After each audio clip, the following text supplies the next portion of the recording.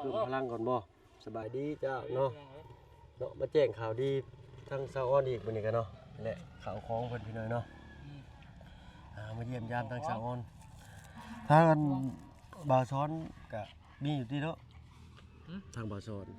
ตะนางนี่เขาให้แล้วเฮาเพิ่นคืนเลยบ่โดยเพิ่นก็บ่ได้ว่าอันใดติเนาะโดยเพิ่มเงินให้เพิ่นอยู่บ่เฮาเงินเลยเฮ็ดหยังแบบนี้ไทยเขาไทยแล้วเอาแล้วเงินก็ยังส่งคืนอยากได้ตะนางอีกเฮ็ดหยังแบบนี้ผิดเด้เนาะพัวเฮ็ดนาเว้าขายอย่างนี้เนาะสบายดีแม่ขายถุงเท่าใด10,000โอ้ยเนาะมากยังเพิ่นเอิ้นน่ะมักชมพูมักชมพู่บ่อยู่บ้านเพิ่นเอิ้นมักชมพู่บ่มักชมพูโดยเนาะมาแต่ไสเนี่ยมาแต่บ้านไกลบ่มาแต่บ้านได้แม่บ้านพลองในบ้านพลองในอ๋อโธ่เอาจักกัน3ถุงได้อยู่ห่ะเอา3ถุงได้แม่ซื้อไปฝากกันเฮาแช่กับน้องสลาแล้วก็สาวอ้อนก่อนพี่น้อยเนาะแล้วก็อันสิบ่เป็นวัดป่ะเนาะเอาไว้3ถุงโอ้เหมือนกันเลยสุดเลยเนาะ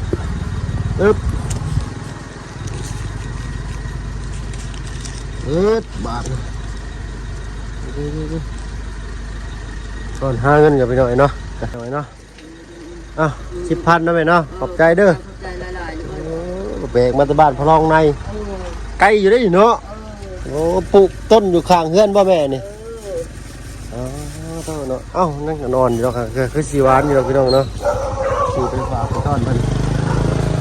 ฝากของแซ่อะไรก็สาวอ่อนเนาะขายดีเราก็ได้เนาะเนาะก่อนอื่นก็พักทายสบายดีผมพี่น้องหมู่เพื่อนกันเบิดทุกคนเนาะวันนี้ก็ยินดีต้อนรับเข้าสู่ช่องเบาเพิ่งเคยลายคือเก่าพี่น้อยเนาะ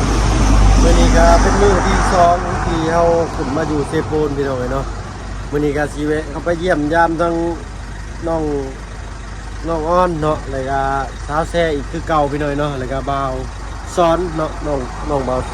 น้องบ่าวค่ำพี่น้อยเนาะก็ฝากติดตามรับชมเหมือนกันเด้อพี่น้อยเนาะวันนี้ก็มีทั้งข่าวดีเนาะทั้ง3ผ่านและเนาะทั้งน้องอ้อนแล้วก็บ่าวซ้อนพี่น้อยเนาะทางนี้กันเลยครับอะไรแม่กาแฟนี่นี่โอ้ยยังบ่ทันเมื่ออยู่เนาะเมื่อสิซื้อเมื่ออยู่เนาะพักกันนี่เนาะเอาขอบใจหลายเนาะเนาะเฮาก็เมื่อก็หลายมื้ออยู่เนาะเพิ่นสิได้เมื่อครับเสียแล้วสิไปเฮ็ดกินไกลเนาะก็เดี๋ยวยากกลัวเพิ่นพี่น้อยเนาะเนาะนั่นแหละติดตามรับชมไปนำกันว่าทั้ง3ครอบครัวนี่ผู้ใดเนี่ยมีข่าวดีหน่อยเนาะทางบอกผู้อื่นยังทันมีเด้อพี่น้อยเนาะเนาะแต่ว่าผู้รักผู้ใหญ่เห็นครอบครัวใดเนาะน่าสงสารน่าเห็นใจก็ทักเข้ามาหาได้เนาะเขาก็ยินดีที่จะสะพานบุญให้เด้อพี่น้อยเนาะและพ่อก็ดีทั้งที่พ่อกันอยู่เรือนไทยกับรุ่นไปด้วยกันอีกพี่น้อยเนาะไปพี่น้อยตอนนี้ก็ยังอยู่บ้านดงดูพี่น้อยเนาะอยู่ที่ซื้อข้าวซื้อน้ำก่อนพี่น้อยเนาะไปพี่น้องโอ้ยสบายดีสิไปไสเนาะไปเรียกอยู่บ่มื้อนี้ไปขึ้นกล้วยสิไปเลยนะนี่ฮะเมื่อจะตัดลำต้นก็กำลังหมู่มาสู่เอาเนาะเนาะมีข้าวกินน้ำหรือบ่เนาะยิ้มดีเลยลาวพี่น้อยเนาะสบายดีเด้อบ่าวเด้อสวัสดีเนาะอันนี้บ่หมู่สิมาสู่ไปขึ้นกล้วยนะเนาะโอ้ว่าเจ็ดแบบบ่ต้องใส่ถังเลยนะแบบขวดใช่เลยเนาะข้าวตะกี้เคยเห็นที่เลยข้าวตะกี้ก็ได้เนาะ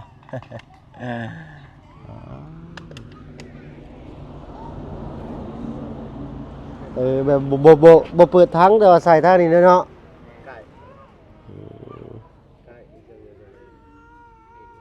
เพิ่นเปิดทางยากเลยพี่น้อยเนาะเนาะกำลังสิไปเนาะแต่ว่ารถบ่ซ้อนนี่เพิ่นนั่นใช้ง่ายอยู่เนาะมื้อนี้ก็แวะเวียนเข้ามาบ่มีหยังมาฝากมีแต่หมักมังคุดเห็นไม่ใหญ่แล้วรอขายนำทางเนาะ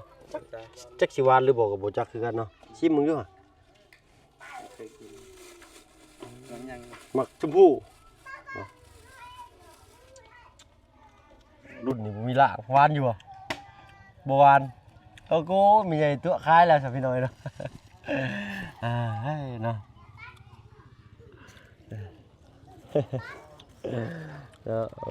มื้อนี้ว่าสิเข้ามาไว้อันตั้งซาออนเพิ่นเนาะเอาไผสิติดอันสังหลังคาให้ซาออนซะถึงบ่จะมาเบิดมื้อเลย ประมาณ4 โมง 5 โมง 4 โมงแรง5 โมงแรงพุ่น แล้วก็ เนาะเพ ไป ราะว่า 11 โมง เพราะว่าทางว่าบุญเพิ่นซื้ออันแนวที่สังกะสีมาติดให้ลาวเด้เนาะเพิ่นไผสิติดให้ลาวบัดนี้เสียค่อยขึ้นนะโอ้ต่อยตกไปได้นี่เนาะ ก็ให้ตัดบ่แบน บ่เว้นบ่เนาะสิมีแต่ข่อยอีกแล้วซะนี่เนาะกินข้าวแล้วบ่มื้อนี้ ยังกินไม่ต้องกินแล้วไปต่อ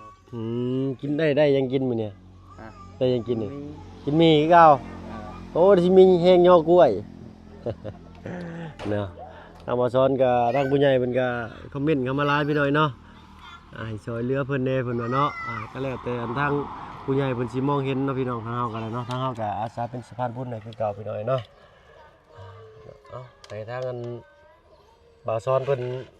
เตรียมเนื้อเตรียมตัวกันแล้วกันพี่น้อยเนาะทางเฮาสิเข้าไปหาอันสาวอ่อนเพิ่นเด้อบ่าวซ้อนเด้อเนาะเอาเป็นว่าสบายดีกันแล้วกันเนาะพอกันใหม่เฮากันเนาะไปพี่น้อยเนาะโอ้โหร้านหายแซวพี่น้อยเนาะไปพอๆกับทางเฮือนสาวอ่อนกันแล้วกันพี่น้อยเนาะพี่น้อยเนาะเอาบอกชมพู่ไปฝากสาวอ่อนก่อนเรากำลังปัดกวาดเฮือนโอ้ตุ๊ทางเพิ่มพลังก่อนบ่สบายดีเจ้าเนาะมาแจ้งข่าวดีทางสาวอ่อนอีกมื้อนี้กันเนาะนี่แหละข่าวของเพิ่นพี่น้อยเนาะมาเยี่ยมยามทางสาวอ่อนทางบ่าวซ้อนก็มีอยู่ที่เนาะทางบ่าวซ้อน นี่หยัง มีแนวให้เพิ่นอยู่บ่เพิ่นสิไปเนาะ บ่มีหยังค่ะ ทางลุงน่ะสิมีเนาะพี่น้อยเนาะ เรื่องชื่อเสื้อผ้า แต่ทางบ่เพิ่นก็ยังบ่ได้บอกเพิ่นพี่น้อยเนาะไปขออนุญาตเขาไปเยี่ยมทางสาวอ่อนก่อนเดี๋ยวเฮาสิออกมากินข้าวพี่น้อยเนาะโตโหเนาะเราก็บ่ได้อยู่ซื่อๆได้พี่น้อยเนาะ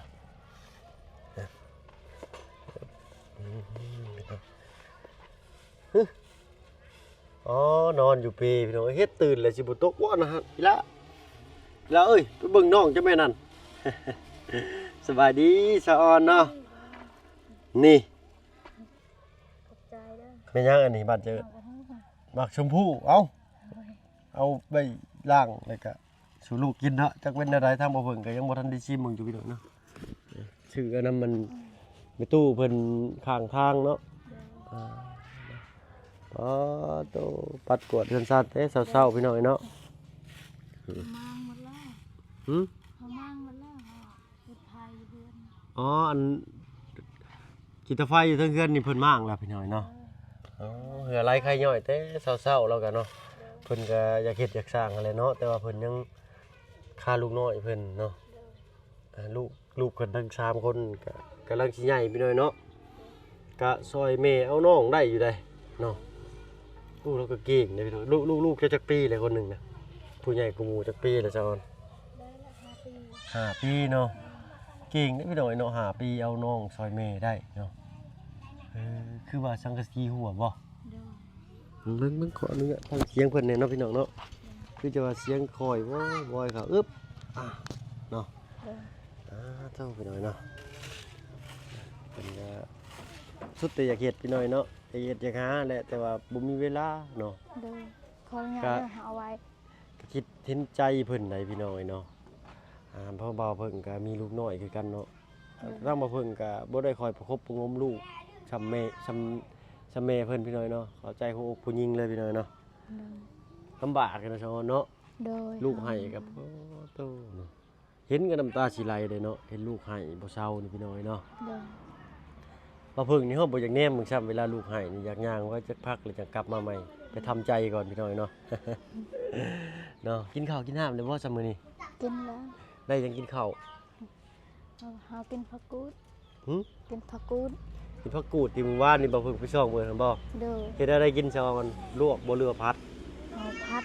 ผัด โดย โอ้นี่เพิ่นนี่ผัดเป็นพี่น้อยเนาะ อืม มื้อนี้ก็ทางอันพอดีแหละทางลุงเพิ่นก็มีข้าวของมามอบให้อยู่พี่น้อยเนาะ อืม เป็นเครื่องใช้พื้นฐานในครัวเรือนนี่แหละเนาะเกลือเป็นนัวตาลพริกเนาะ ตะน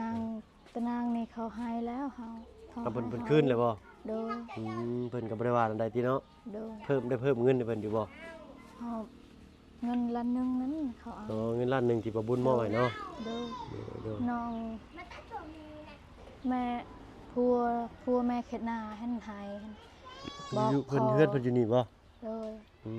ม บอกพอเอ้ยเฮ็ดหยังแบบนี้ อืม ไทยเขาไทยแล้ว เอาแล้วเงินก็ยังส่งคืนอยากได้ตะนางอีกเฮ็ดหยังแบบนี้ผิดเด้ อืม เนาะพัวเข็ดหน้าเว้าเห็น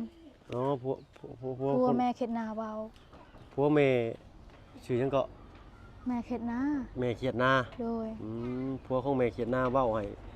ผู้ที่เอาเงินให้อะเนาะ โดย เนาะก็แม่นแน่เนาะอันเพิ่นก็เห็นใจเฮาก็เห็นใจเพิ่น โดย แต่เพิ่นก็อยากเอาเปรียบเฮาก็หรือได้ก็บ่าเพิ่นก็เว้าบ่ถึงพี่น้อยเนาะ